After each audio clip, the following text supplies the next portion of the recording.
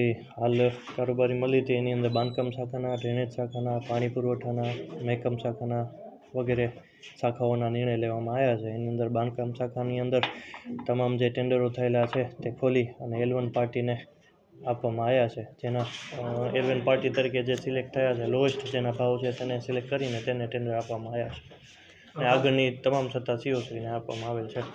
બાંધકામમાં UDP grant અંતર્ગત total 5 package હતા. એની અંદર વોર્ડ નંબર 1, 2, 4, પછી ward number 3, 5, 6, ward number 7, 8, 9, ward number 10, 11 એવી રીતના 4 પેકેજ અને ત્યારબાદ વોર્ડ નંબર 1 અને વોર્ડ નંબર 11ના એક અલગ પેકેજ, એવી રીતના ટોટલ 5 પેકેજ હતા. એ તમામ પેકેજોને બહાલી આપવામાં કારોબારી આપેલી છે.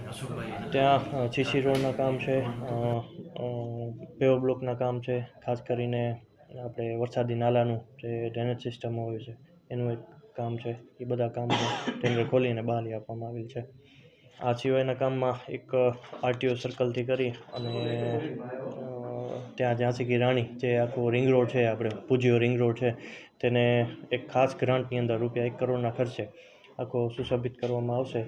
બ્યુટિફિકેશન તરીકે ત્યાં પેવર બ્લોક લગાવવામાં આવશે, લાઇટિંગ લગાવવામાં આવશે અને રોડ આખો એકદમ વ્યવસ્થિત કરવામાં આવશે.